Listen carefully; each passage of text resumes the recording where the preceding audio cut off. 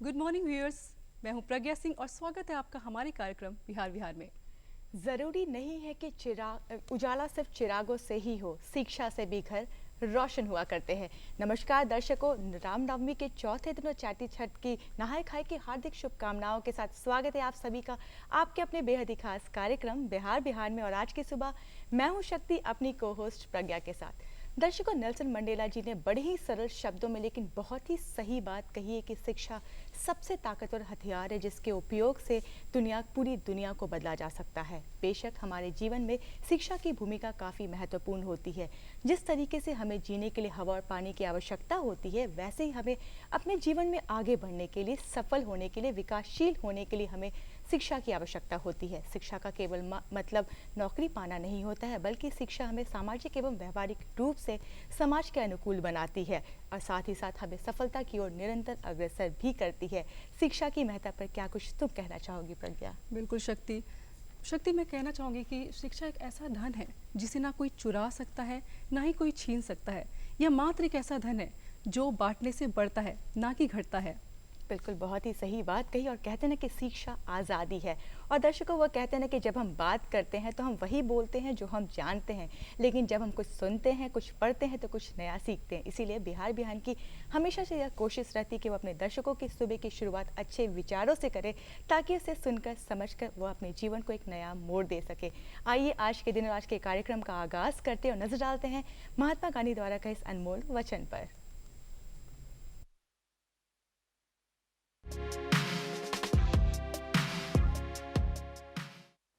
महात्मा गांधी ने कहा था, जब मैं सूर्यास्त और चंद्रमा के सौंदर्य की प्रशंसा करता हूं, मेरी आत्मा उसके निर्माता के पूजा के लिए विस्तृत हो उठती है।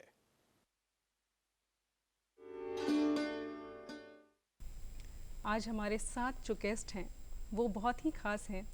आप हैं रवि प्रकाश, IAS निदेशक, शिक्षा विभाग, बिहार सरकार। सर, आपका बहुत बहुत स्वागत है हमारे कार्यक्रम बिहार बिहार में। धन्यवाद। सर, जो शिक्षा जो स्तंभ होता है वो एक देश के लिए उसका जो भविष्य है वो काफ़ी महत्वपूर्ण है। तो मैं जानना चाहूँगी कि यह वो प्रकाश है जिसके माध्यम से हम अपनी कल्पनाएं और अपने सपने पूरे करते हैं। तो आपकी दृष्टि में क्या है शिक्षा का सही मायने? देखिए, शिक्षा एक किसी भी व्यक्ति के सर्वांगीण विकास के लिए बहुत ही आवश्यक है। इसी के माध्यम से कोई भी इंसान, कोई भी मनुष्य अपने पोटेंशियल को रियलाइज़ कर सकता है।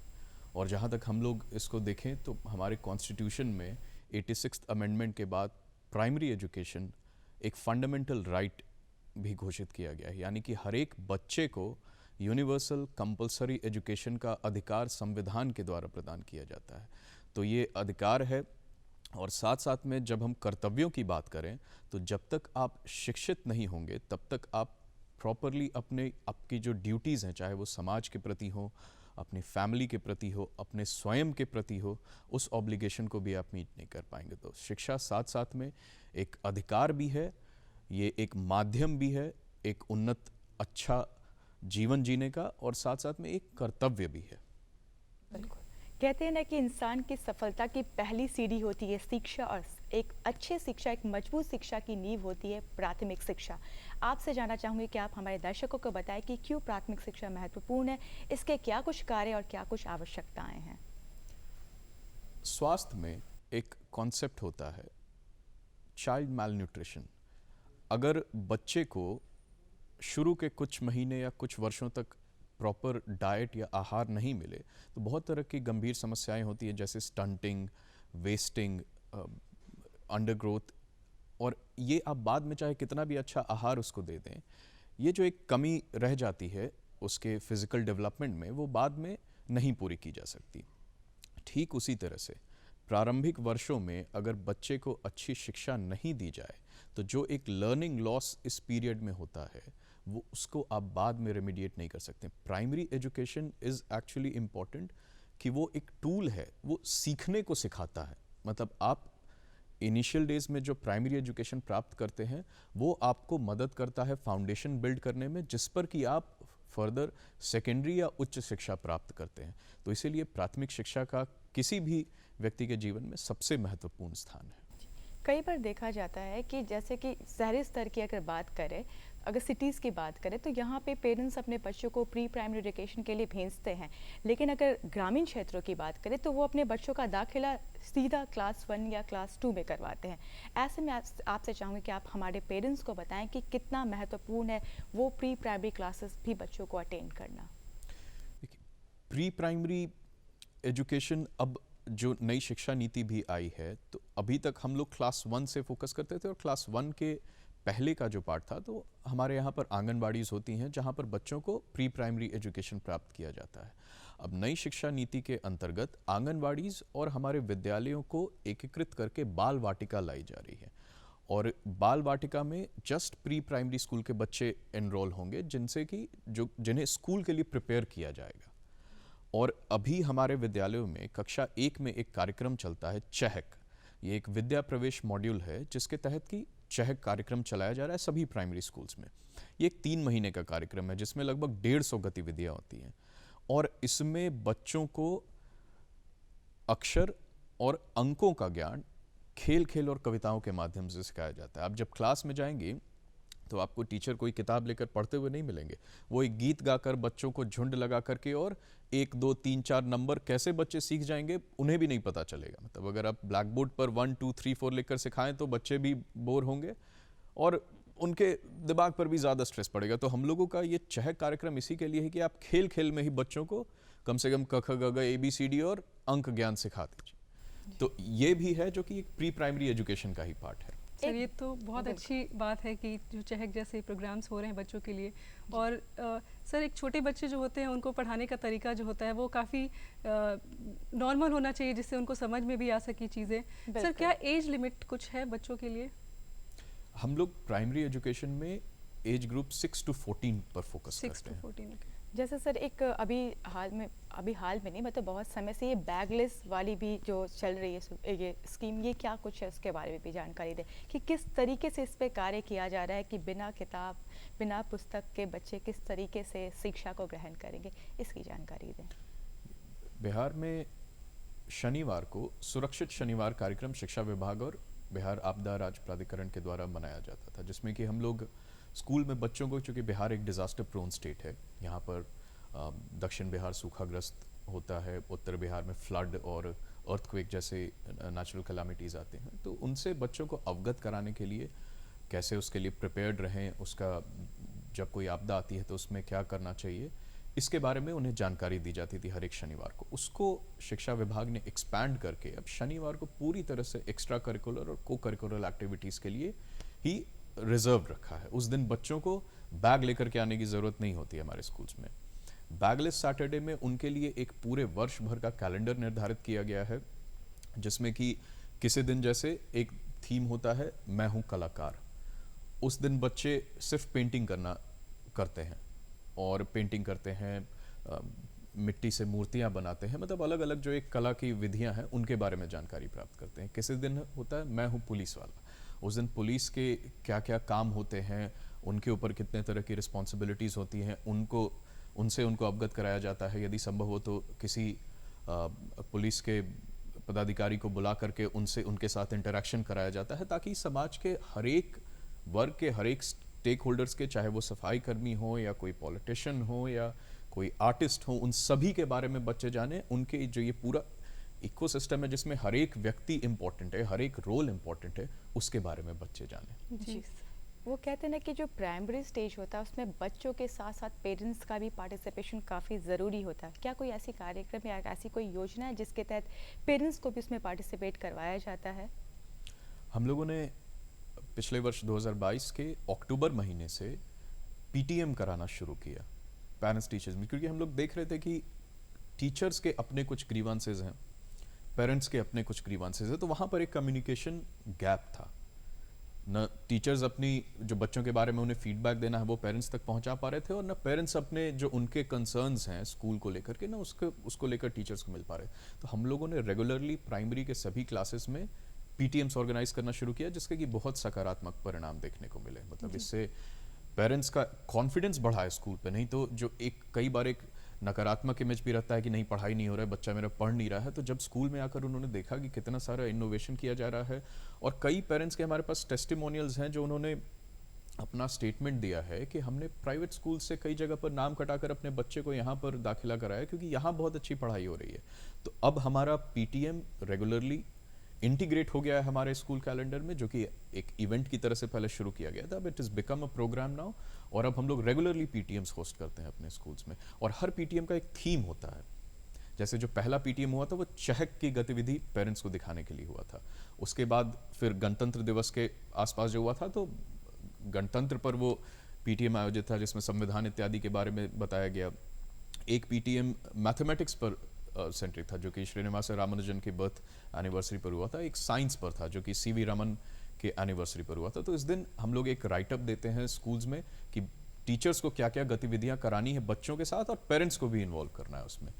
पीटीएम में पेरेंट्स को इनवाइट करने के लिए बच्चे अपने हाथों से कार्ड बनाते हैं और लेटर लिखते हैं, और वो पेरेंट्स को जाकर के देते हैं कि आपको इस दिन आना है मेरे स्कूल में। सर ये तो बहुत अच्छी बात है और ये बहुत ज़रूरी भी है, क्योंकि शिक्षा के साथ जो हमारा समाज है और सारे लोगों को मिल करके एक बच्चे का जो निर्माण होता है, एक व्यक्ति अच्छा व्यक्ति बनता है वो, तो उसके लिए काफ़ी ज़रूरी है कि अभिभावक के साथ जो शिक्षा प्रणाली है वो भी अच्छे से इस पे देखे। तो सर मैं कहना चाहूँगी कि जो इस तरीके की गतिविधियाँ होती हैं और आज के समाज में और बढ़ चढ़ करके हो रही हैं, क्या कुछ चुनौतियाँ भी होती हैं? निश्चित रूप से चुनौतियां तो रहती ही हैं, क्योंकि सबसे पहली चुनौती है कि हमें बच्चों को ला करके और क्लास में एक तो अटेंडेंस उनका इम्प्रूव करना है।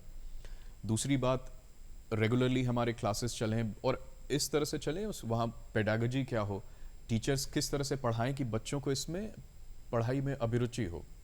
बाकी कुछ इंफ्रास्ट्रक्चर के भी चैलेंजेस रहते हैं कि स्कूल में परिसर जो हो वो काफ़ी अच्छा हो। तो और पेरेंट्स के भी अपनी प्रायोरिटीज़ होती हैं, कई बार बच्चे किसी कारणवश स्कूल आ नहीं पाते हैं, तो चुनौतियां तो कई स्टेज पर हैं, और इन्हीं के बीच में हमें जो बेस्ट पॉसिबल रिजल्ट है वो देना है। हम सभी जानते हैं कि बिहार हमेशा से ज्ञान की भूमि रही है।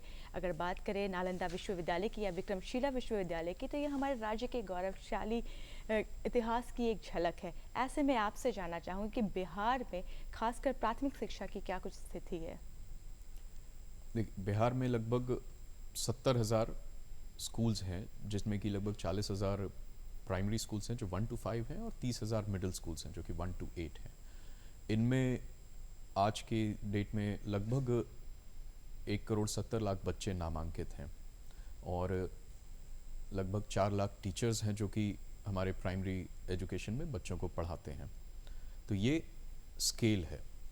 अब जहाँ तक बाकी अब हम लोग किसी भी एजुकेशन में जो स्कीम होती है उसमें कैसा हमारी शिक्षा व्यवस्था की कैसी परफॉर्मेंस है, उसके लिए हम लोग लर्निंग आउटकम्स के बेसिस पर असेस करते हैं। तो अब कितनी अच्छी शिक्षा बच्चों को दी जा रही है, उसके लिए बहुत तरह के सर्वेज कंडक्ट कराए जाते हैं। जैसे अगर फाउंडेशनल लिटरेसी की बात करें तो एक फाउंडेशनल लिटरेसी सर्वे हुआ था, SCRT के द्वारा बेसलाइन असेसमेंट कंडक्ट कराया जाता है। फिर उसके बाद प्रथम एक संस्था है जिसके द्वारा annual status of education report दिया जाता है। तो इस बार अभी भी हमें लर्निंग आउटकम्स में गैप अभी भी मिलता है, मतलब क्लास वाइज जो बच्चों को जितना ज्ञान प्राप्त करना चाहिए उसे हम लर्निंग कॉम्पिटेंसी कहते हैं। तो जो लर्निंग कॉम्पिटेंसी किसी बच्चे को सपोज क्लास 1, क्लास 2 या क्लास 3 में रहनी चाहिए, अभी भी उसमें कंसिडरेबल गैप है।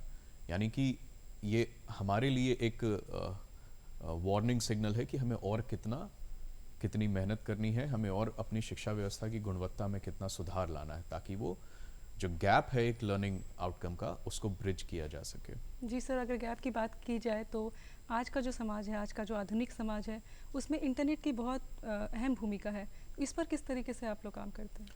हम लोग अपने सभी विद्यालयों को स्टेप वाइज ICT लैब से आच्छादित कर रहे हैं।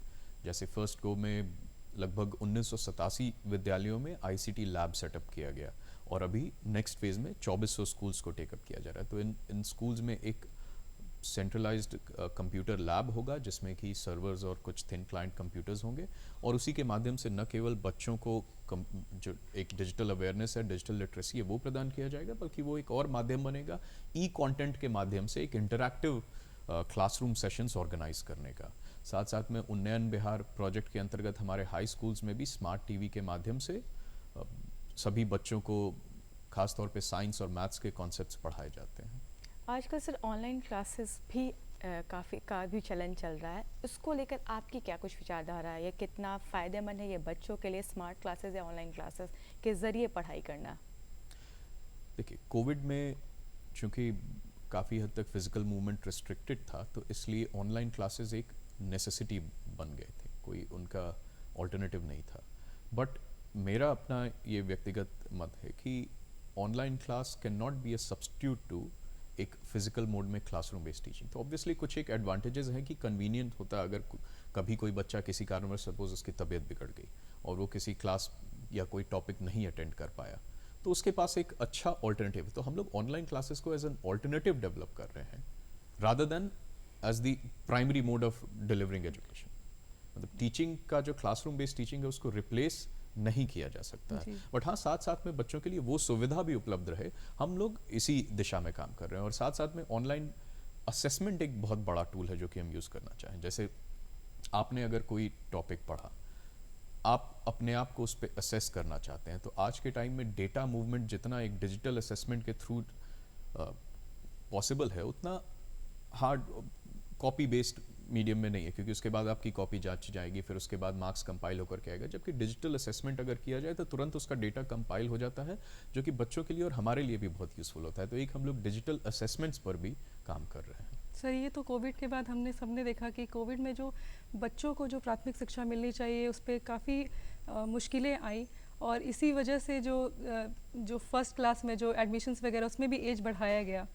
तो ये बहुत ज़रूरी है कि बच्चों को जो प्राथमिक शिक्षा मिलनी चाहिए वो आप क्लास में जाकर जो आप पढ़ोगे, जो एक बच्चे की एक टीचर से रूबरू होकर के जो वो पढ़ते हैं उसकी बात ही अलग है, जो कि आप इंटरनेट या ऑनलाइन से आप उसको कंपेयर नहीं कर सकते।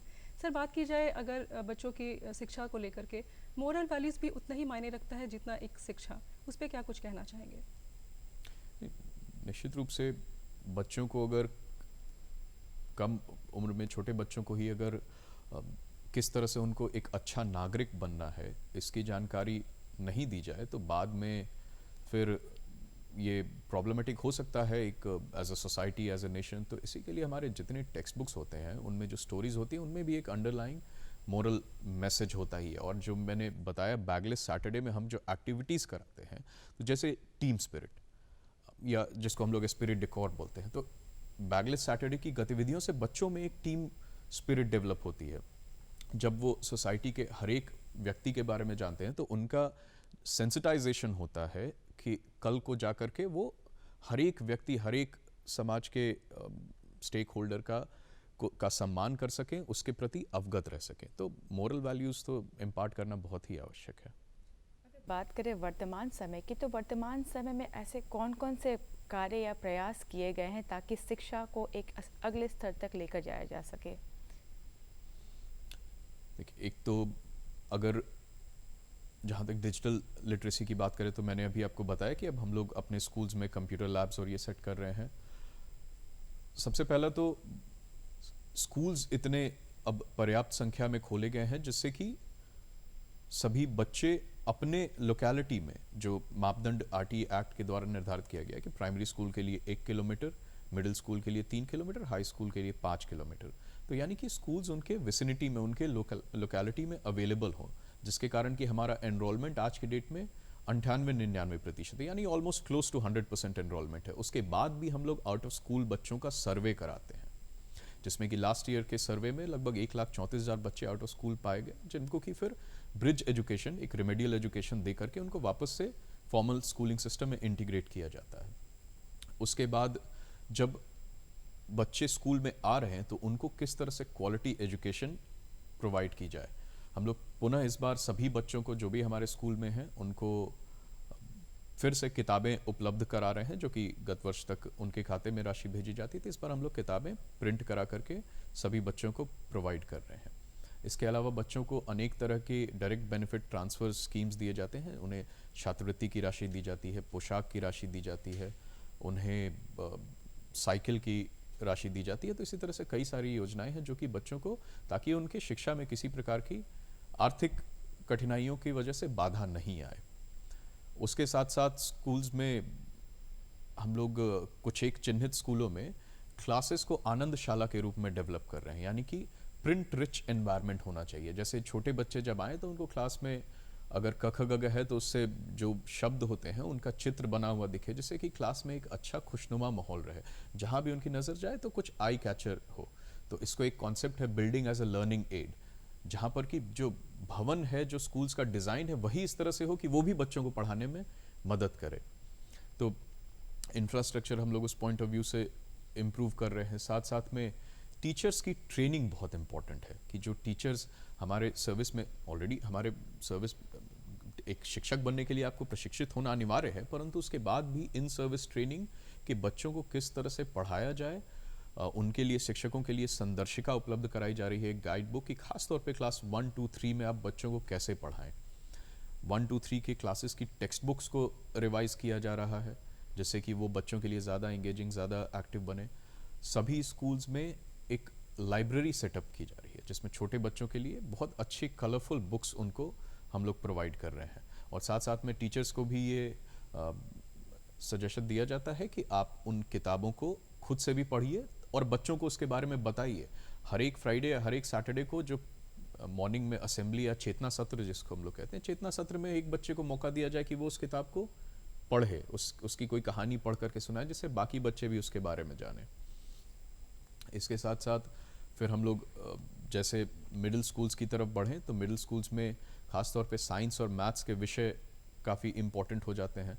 तो साइंस और मैथ्स के में उनको असेसमेंट के लिए भी हम लोग 1-2 एजेंसी से बात कर रहे हैं कि बच्चों को एक कंप्यूटर बेस्ड असेसमेंट, जहाँ पर आईसीटी लैब सेटअप हो गया है कि आप जैसे साइंस का आपने एक चैप्टर का के क्वेश्चंस तो आप सॉल्व करना शुरू किए, पहले उसमें ग्रेजुअली आसान सवाल आएंगे, फिर धीरे धीरे सवालों का स्तर मुश्किल होते जाएगा, और जहाँ पर आप अटकेंगे तो वहीं पर वो एआई बेस्ड सॉफ्टवेयर है, जिससे कि आपको पता चलेगा कि आपका ये कंसेप्ट जो है यहाँ पर आपको वापस से दोबारा पढ़ने की ज़रूरत है।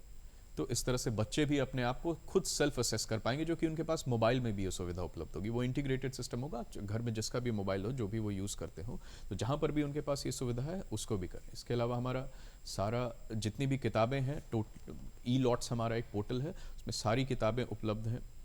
हम लोग एक ई शिक्षा कोश नाम से स्टूडेंट और टीचर्स रजिस्ट्री डेवलप कर रहे हैं, जिसमें कि हर एक बच्चे की सारी जानकारी उस ई शिक्षा कोश मॉड्यूल पर रहेगी। यानी बच्चे ने जब स्कूल में एडमिशन लिया तब से लेकर वो कैसे परफॉर्म करते रहा है, उसकी अटेंडेंस क्या रही है, ये सारी जानकारी ई शिक्षा कोश पर उपलब्ध रहेगी। स्कूल्स के रेगुलर इंस्पेक्शन के लिए एक बेस्ट प्लस ऐप है, जिसमें कि अभी तक तो स्कूल में जो एडमिनिस्ट्रेटिव पॉइंट ऑफ व्यू है उससे इंस्पेक्शन होता था, अब हम लोग उसमें क्वालिटी एजुकेशन के भी क्वेश्चंस डाल रहे हैं कि कैसी पढ़ाई हो रही है उसको भी हम लोग स्पॉट और रैंडम इंस्पेक्शन करा सकें। मतलब काफ़ी कुछ नया देखने को मिल रहा है, काफ़ी कुछ कार्य हो रहा है क्वालिटी एजुकेशन के लिए। सर, बात की जाए अगर किशोरियों की, कहा जाता है कि पहले डिफरेंस हुआ करता था समाज में, अगर चयन की बात हो किशोर और किशोरियों में तो अभिभावक जो भेजते थे अपने बालों को ही भेजते थे। तो अभी के समाज में क्या कुछ नया है और क्या कुछ किशोरियों के लिए किया जा रहा है सरकार की तरफ से?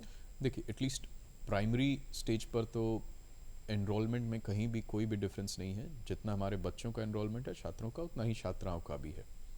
और जहाँ तक हम लर्निंग आउटकम्स की बात करें तो उसमें भी कोई परसेप्टेबल डिफरेंस उतना स्ट्रॉन्ग नहीं है। हायर में बच्चों का अपेक्षाकृत पार्टिसिपेशन थोड़ा कम है, जिसको कि बढ़ाने के लिए सरकार के द्वारा कई सारी योजनाएं और लगातार इसके लिए आईसी कैंपेन भी चलाया जाते रहा है। जैसे हाई स्कूल में हम लोग मुख्यमंत्री किशोरी स्वास्थ्य कार्यक्रम चलाया जाता है, जिसके तहत बच्चियों को सैनिटरी पैड के लिए डायरेक्ट बेनिफिट ट्रांसफ़र के माध्यम से राशि उपलब्ध कराई जाती है। उसके अलावा मुख्यमंत्री कन्या उत्थान योजना के तहत जैसे जैसे वो हायर एजुकेशन प्राप्त करती जाती हैं, उस तरह से इंक्रीजिंग वॉल्यूम में उनको फाइनेंशियल इंसेंटिव दिया जाता है, ताकि बच्चियां अपने शिक्षा को कंटिन्यू रख सकें। और इसके तहत कई सारे और इस तरह के कार्यक्रम लगाए गए हैं, जिनको कि कन्वर्ज करके हमारी जो छात्राएं हैं वो उच्च शिक्षा प्राप्त करें, इस दिशा में सरकार काम कर रही है।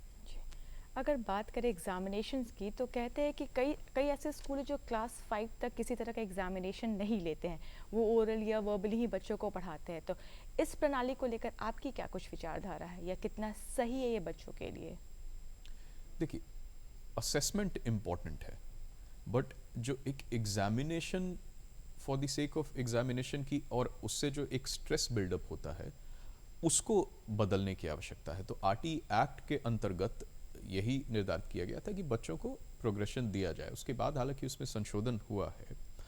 तो हम लोग ये प्रयास कर रहे हैं कि इस तरह का एक फाइनल एग्जाम नहीं हो जो कि इतना इंपॉर्टेंट हो जाए कि उस समय बच्चा एक बहुत स्ट्रेसफुल फेज से गुजरे और उसके बाद फिर, और examination should not happen for the sake of examination only. मतलब हमारा अंतिम उद्देश्य ये है कि बच्चे को सीखना चाहिए, जो भी पढ़ा उसे आत्मसात करना चाहिए। तो इसके लिए एक तो रेगुलर असेसमेंट्स रिक्वायर्ड हैं, दूसरा एग्जामिनेशन के लिए भी अब एक होलिस्टिक प्रोग्रेस कार्ड डेवलप किया गया है जो कि क्वार्टरली होगा और उसमें बच्चे को अंक देने की बजाय स्टार दिए जाएंगे।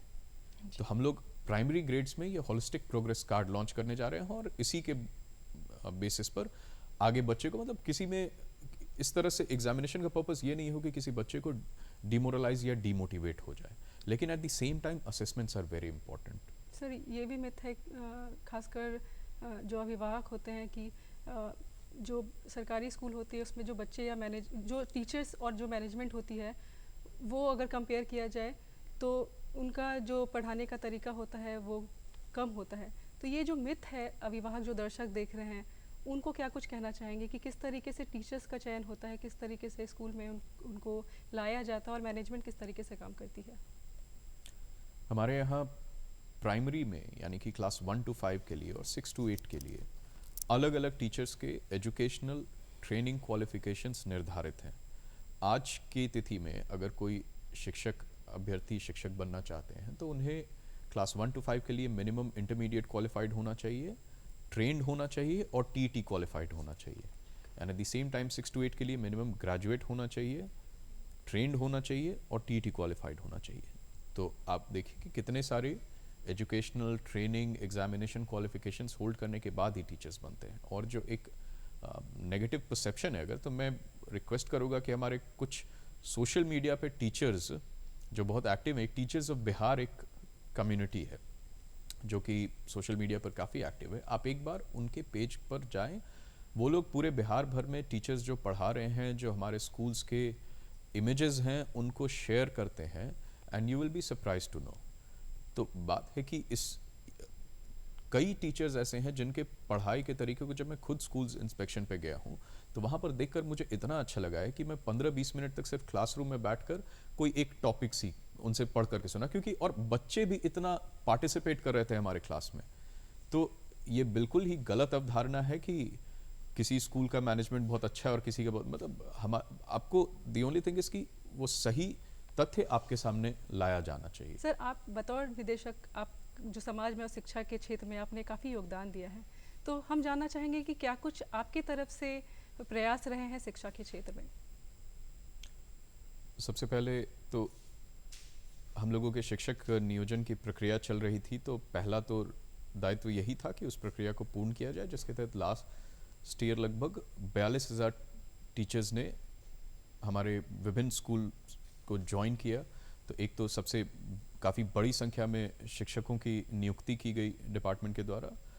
उसके बाद शिक्षकों की समस्याओं को सुनने के लिए हर एक ज़िले में एक अपीलीय प्राधिकार गठित है कि टीचर्स को अगर कोई ग्रीवांस होता है सैलरी से संबंधित, उस प्रक्रिया को हम लोगों ने काफ़ी स्ट्रीमलाइन करने का प्रयास किया है ताकि उनका फोकस मेनली पढ़ाने में रहे, उनकी बाकी जो सर्विस से रिलेटेड समस्याएं हैं उसको हम लोग उत्पन्न ही नहीं होने दें, जिससे कि कोई कठिनाई उन्हें नहीं हो। तो सभी ज़िला में अपीलीय प्राधिकार का भी गठन किया गया है। उसके बाद हम लोग कंटिन्यूसली टीचर्स की ट्रेनिंग के लिए प्रयास कर रहे हैं। तो अनेक राउंड्स में एक मॉड्यूल है जो कि टीचर्स के इंडक्शन ट्रेनिंग के लिए डेवलप किया गया। तो लास्ट ईयर नवंबर ऑनवर्ड्स सभी टीचर्स को बैचेस में अपने डाइट्स में ट्रेनिंग दी जा रही है। उसके साथ साथ उनके लिए एक रेफरेंस बुक भी डेवलप की गई है। बच्चों के लिए चहक मॉड्यूल डेवलप किया गया, पीटीएम की शुरुआत की गई। और एक सबसे खास बात कि क्लास में एक एक्टिविटी बेस्ड लर्निंग का कॉन्सेप्ट होता है कि किताब से थोड़ा बाहर निकलकर और खेल खेल में बच्चों को कैसे सिखाएं। तो उसके लिए हम लोग टीएलएम का प्रयोग करते हैं। टीएलएम यानी कि टीचिंग एंड लर्निंग मटेरियल, शिक्षण अधिगम सामग्री। तो हम लोगों ने अपने सभी स्कूल्स में टीएलएम मेला आयोजित करवाया, यानी टीचर्स को मौका दिया है कि आप अपनी सोच से, अपने आसपास लोकली अवेलेबल रिसोर्सेज से आप टीएलएम बनाइए। और हमने एक उसके असेसमेंट का हम लोगों ने एक फ्रेमवर्क डेवलप किया और उस फ्रेमवर्क पर उनके टीएलएम को असेस किया जा रहा है। तो ये टीएलएम मेला पहले ब्लॉक लेवल पर हुआ, प्रखंड स्तर पर, उसके बाद जिला स्तर पर, और फिर अब हम लोग राज्य स्तर, जिला स्तर पर सभी डिस्ट्रिक्ट्स में हो चुका है, अभी हम लोग को राज्य स्तर पर कराना है। और जो भी टीचर का टीएलएम सेलेक्ट हो रहा है उनको हम लोग फाइनली स्टेट लेवल पर न केवल सम्मानित करेंगे बल्कि साथ साथ में उनके टीएलएम को हम लोग सभी जगह पर रेप्लिकेट करने के लिए डिस्ट्रिक्ट्स में और स्कूल्स को रिसोर्सेज उपलब्ध कराएंगे। तो टीएलएम बहुत सिंपल होता है। जैसे अगर गिनती बच्चों को सिखानी है तो एक गिनमाला होता है, एक रस्सी है, उसमें अलग अलग कलर के बीड्स हैं। तो अब 10 से लेकर मतलब 50 अगर बीड्स हैं तो 12-15 किस तरह से बच्चों को गिनती सिखाई जाए तो उससे बच्चे बहुत तेज़ी से गिनती सीख लेते हैं। उसी तरह से एक उछलम कूदम का गेम होता है जिसमें कि ज़मीन पर एक मैट बिछा हुआ रहता है, कहीं पर हाथ का कहीं पर पैर के निशान होते हैं। तो बच्चे के मोटर न्यूरन स्किल्स डेवलप होते हैं, कहाँ पर हाथ रखना है, कहाँ पर पैर रखना है उससे। और साथ में बच्चे जब इंटरैक्ट करते हैं तो उनके बोलने चालने की भी जल्दी विकास होता है। जो फाउंडेशनल लिटरेसी और न्यूमरेसी है उसके अटेनमेंट में ये सब जितने भी इनिशिएटिव्स हैं ये सब कारगर रहते हैं। सर ये तो बहुत अच्छी पहल है और एक बच्चों को बच्चों की तरह ही पढ़ाना चाहिए और जिसमें सबका इन्वॉल्वमेंट होना बहुत ज़रूरी है। वो कहते हैं ना कि लर्निंग बाय डूइंग से बच्चे ज़्यादा सीखते हैं कंपेरेटिव लर्निंग थ्रू लिसनिंग से। जी सर, आपसे जानना चाहूँगी कि भविष्य में सरकार द्वारा ऐसे कौन कौन सी नई योजना होगी जिससे शिक्षा विभाग को उसकी बेहतरी हो सके? कि भविष्य में हम लोगों का अगला लक्ष्य है कि जिस तरह से हमने क्लास 1 में चहक शुरू किया है तो इसी तरह से हम लोग हर एक क्लास के लिए कुछ एक इंटरैक्टिव मॉड्यूल सेपरेटली बनाएं। दूसरा, प्री प्राइमरी एजुकेशन, जैसा कार्यक्रम के शुरू में ही बात हुई थी, तो हम लोग प्री प्राइमरी एजुकेशन को यानी आईसीडीएस और एजुकेशन डिपार्टमेंट दोनों मिल करके और एक बाल वाटिका के कंसेप्ट को हम लोग सभी स्कूल्स में विस्तारित करना चाहते हैं, जिससे कि बच्चे जब स्कूल में फॉर्मली प्रवेश लें तो कम से कम कुछ बेसिक उनके एजुकेशनल लर्निंग लेवल्स डिसाइड हो, जैसे कि स्कूल्स में उन्हें कोई समस्या नहीं हो। जी, अक्सर एक बात ये भी देखा जाता है, बच्चों में खासकर ये समस्या देखने को मिलती है कि बच्चे जो होते हैं वो सवाल नहीं पूछना चाहते या उनमें एक संकोच रहता है कि कैसे क्या पूछूं, उन्हें डाउट्स रहता है लेकिन फिर भी वो सवाल पूछ नहीं पाते हैं। तो इस पर किस प्रकार से कार्य किया जा रहा है, क्योंकि एक बेहतर शिक्षा के लिए बच्चों का सवाल पूछना अपने अध्यापक से काफ़ी महत्वपूर्ण होता है, तो इस पर किस प्रकार से कार्य किया जा रहा है? एक बार मैं एक स्कूल में गया था समस्तीपुर डिस्ट्रिक्ट में, वहाँ पर मैंने देखा कि पंचतंत्र की कहानी, मैं 2 स्कूल में गया था, एक जगह पर एक कहानी पढ़ाई जा रही थी और एक जगह पर पंचतंत्र की एक कहानी को इनैक्ट कराया जा रहा था। तो जहाँ पर इनैक्ट हो रहा था वहाँ एक बच्चा चूहा बना हुआ था, एक बच्चा बंदर बना हुआ था, एक बच्चा कुछ और बना हुआ था, मतलब अलग अलग, एक कोई शेर बना हुआ था, एक शिकारी बना हुआ था, मतलब पंचतंत्र की कहानी में जो पात्र होते हैं। तो वो पूरा क्लास और टीचर्स के बीच में कोई गैप ही नहीं था और टीचर इन सभी के डायरेक्टर थे, सभी बच्चे को कि तुम ये बनो, तुम ये प्ले करो। तो वहाँ क्लास का माहौल ही कुछ और था। तो सबसे पहले आरटी एक्ट में भी किसी भी प्रकार का कॉर्पोरल पनिशमेंट प्रोहिबिटेड है, इट्स नॉट परमिसिबल। और हम लोग भी लगातार ये मैसेज देते रहते हैं कि बच्चों को आप एंगेज करें और जब ये आइस ब्रेक हो जाती है टीचर्स और बच्चों के बीच तभी वो सवाल पूछेंगे। तो बच्चों में सबसे पहले इनहिबिशन खत्म होना होगा, उन्हें इस तरह से महसूस कराना होगा कि स्कूल उनका एक दूसरा घर है। जी सर, कहते हैं ना कि आज के जो युवा हैं, अगर बात की जाए, जो अभिभावक और जो बच्चे होते हैं उनके बीच का जो एक तालमेल होता है वो कहीं ना कहीं लैकिंग है, और उसके लिए क्या कुछ आप लोग सोचते हैं, किस तरीके से काम होता है? युवा और जैसे आज के जो बच्चे हैं, आज का अगर समाज देखा जाए तो आज के समाज में जो आधुनिक समाज में कहीं ना कहीं एक डिफरेंस आ गया है। पहले अभिभावक को एक गुरु को दर्जा दिया जाता था, बट अभी उस चीज़ में एक गिरावट आई है, तो उसके बारे में क्या सोचते हैं? जो शिक्षक हैं हमारे, हम सभी के भविष्य के, हमारे जीवन के निर्माता हैं, और तो गुरु गोविंद में तुलना की जाती है तो हम सभी लोग जानते हैं। तो इसी के लिए ये ऐसा मेरा व्यक्तिगत मत है कि हम लोग सोचते हैं, हम लोग को एक जनरल टेंडेंसी होती है कि हम लोग पास्ट को ग्लोरीफाई करते हैं और प्रेजेंट को डिप्रिकेट करते हैं, बट ऐसा है नहीं। आज भी जब हम लोग अपने गुरुओं का इतना सम्मान और अभी भी रिस्पेक्ट करते हैं, तो हर एक व्यक्ति जो कि अपने अभिभावक की, अपने गुरु की, अपने वरिष्ठ जनों की महत्ता को जानता है, वो सम्मान करता है। अब exceptions do not make the rule. ज़रूरी है सर कि हम अपनी संस्कृति को बचा के रखें और उस पर भी बिल्कुल। काम करें। और कहते हैं ना कि एजुकेशन से सिर्फ हमें पढ़ाई ही नहीं मिलती, हमें मोरालिटी भी मिलती है। तो कहीं ना कहीं ये भी हमें शिक्षा के ज़रिए ही मिलती है कि हमें बड़ों का और अपने शिक्षक, अपने पेरेंट्स का आदर करना चाहिए। यह तो थी प्राइमरी एजुकेशन से रिलेटेड आपके योगदान की बातें। आपसे अब आपके प्राथमिक जीवन के बारे में कुछ जानना चाहूँगी कि आपका शुरुआती दौर कैसा रहा, आपके क्या कुछ लक्ष्य रहे और आपने इस मुकाम को कैसे हासिल किया?